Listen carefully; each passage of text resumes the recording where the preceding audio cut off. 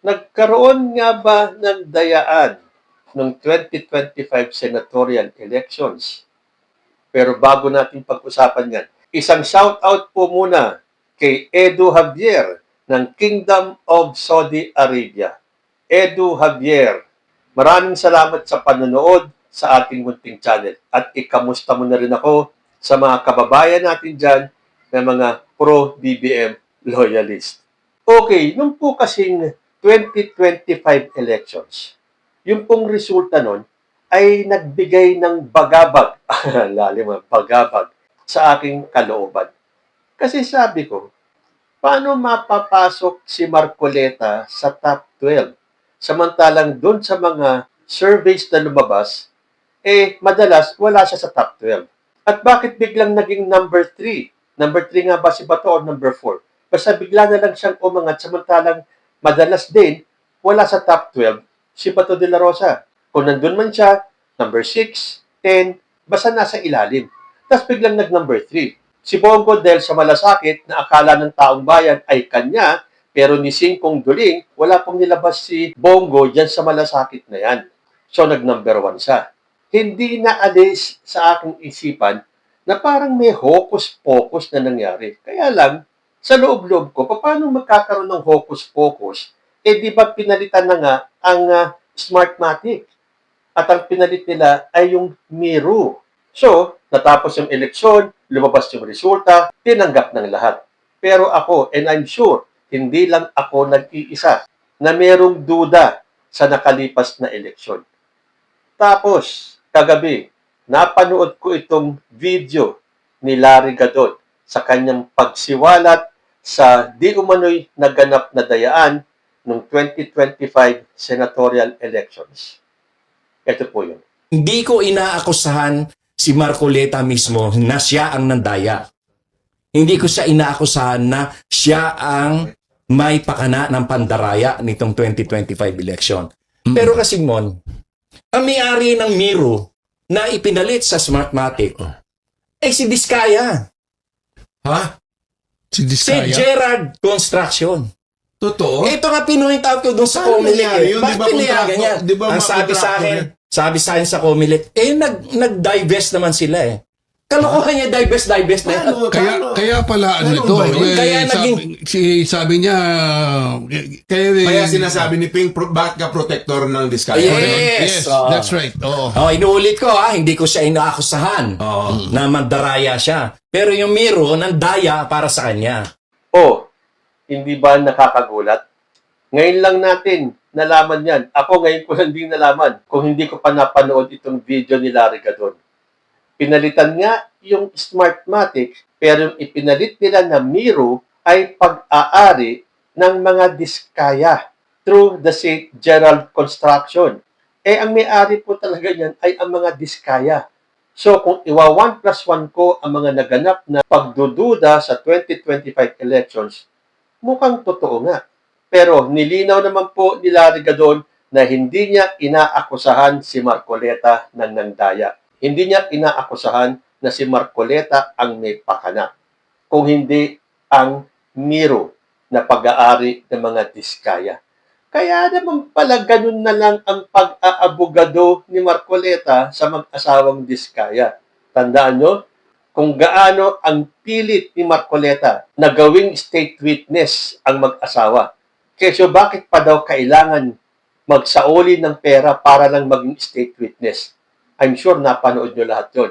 Nagmumukha ng katawa-tawa si Marcoleta sa pagdepensa niya sa mag-asawa ay dahil siguro totoo itong natuklasan ni Larry Gadon.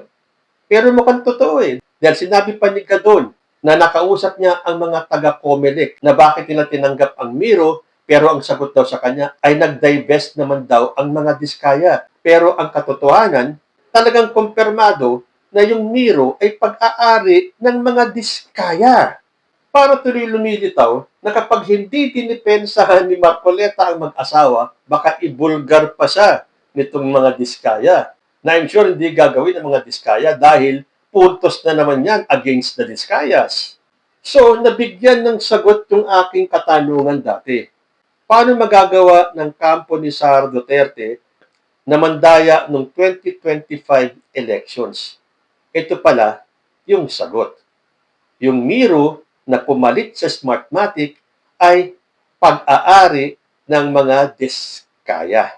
At kaya ganun na lang, sa tingin ko at sa tingin ng marami, kaya ganun na lang ang pag-aabogado ni Rodante Marcoleta sa mag-asawang ito ay dahil nga sa naganap na dayaan ng 2025 elections.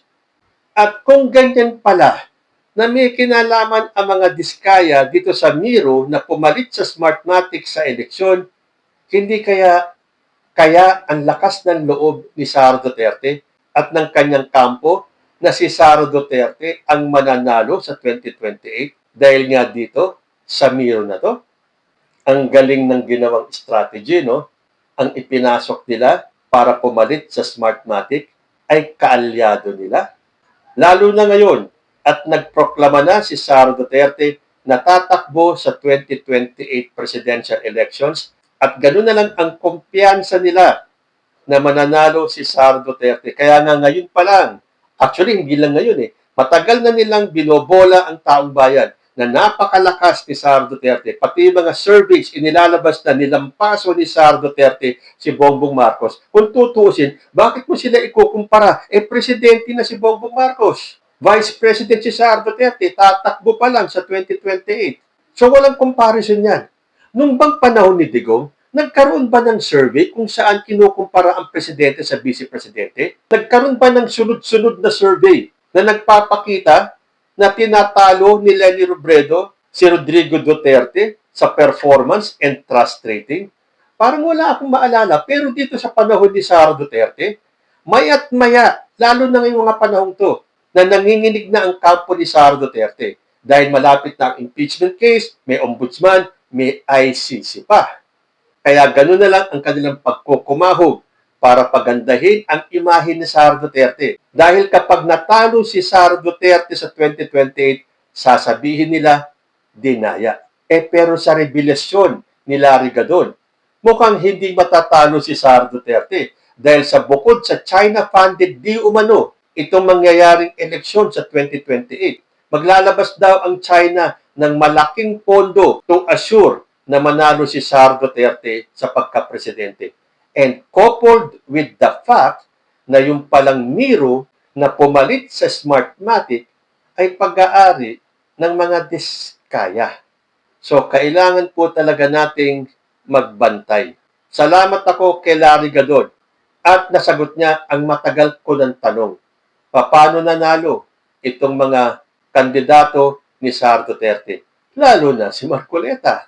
Pero tanong ng mga DDS, kung dinaya ng Miro ang eleksyon ng 2025, bakit ilan lang ang pumasok sa botohan? Di sana, mas marami pang mga kandidato ni Sara ang nakapasok.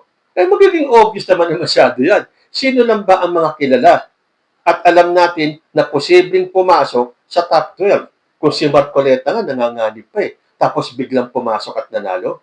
So ngayon nagpahayag na si Sara Duterte na siya ay tatakbo sa 2028. Kailangan po nating magmasid. At hindi ba kailangan bantayan ang COMELEC? Dahil kung pinayagan ng COMELEC na makapasok ang Miro na alam nila na pag may-ari ng mga diskaya, what gives? Bakit? Kayo po, naniniwala ba kayo sa pasabog ni Larry Gadon?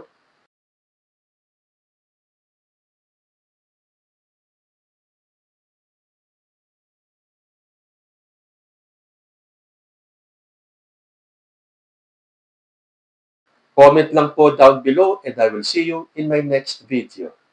Diyos ti Agmina.